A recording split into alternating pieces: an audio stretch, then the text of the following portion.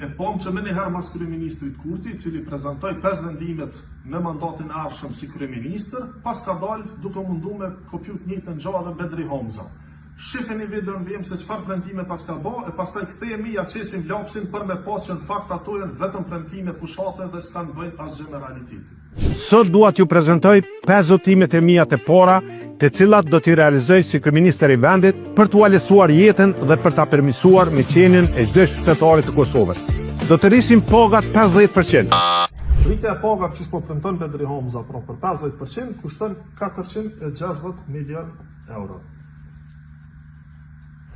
Do të rrisim të gjitha pensionet 50%, përfshirë ndihma sociale dhe pensioni më i ulët do të jetë 250 euro. Rritja e pensioneve për 50% plus edhe pensioni minimal 250 euro, kjo kushton 420 milion euro në vit. Pra total 880 milion euro kosto shtesë. Do t'i ulim tatimet për paga, ashtu që secili punëtor të merr më shumë para në fund të muajit. Do ta ulim TVSH-n për produktet esenciale dhe për shumë prej tyre do ta bëjmë zero, ashtu që çmimet e tyre të ulen. Do ta heqim TVSH-n për energjinë elektrike, për faturë më të ulët dhe të përballueshme. Kto janë zotimet e mia të domosdoshme, të realizueshme dhe jetike. Mirë, por vend që ma në tregu se ka me i marë këto pare, ai na tregon se çush ka me i ul tatimet. Pra, me kriju hendek edhe më të madh financiar sa i përket buxhetit. Pra, thot që ka me ul tatimin në paga, që ka kosto diku 50 milion euro në vit.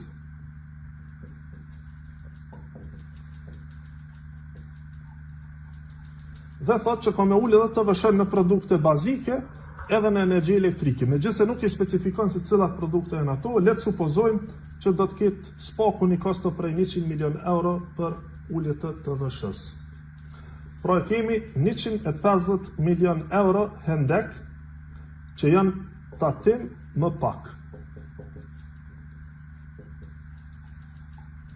Që në total i bjen 1 miliard e 30 milion euro është hendeku financiar nëse mbledhim koston shtesë që do t'jetë edhe 150 milion euro që do t'jetë reduktimi të hyrave.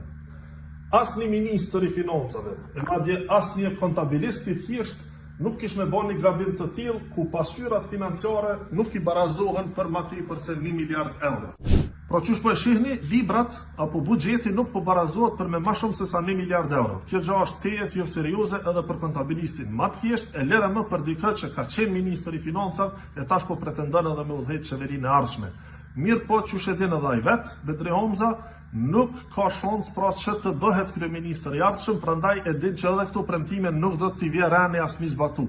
E kësaj e ka shumë të lehtë me premtu për hava, çka do që i bjen mend, sepse e din që nuk do të testohet asnjëherë çush e tha dhe kryeministri Kurti. Faleminderit.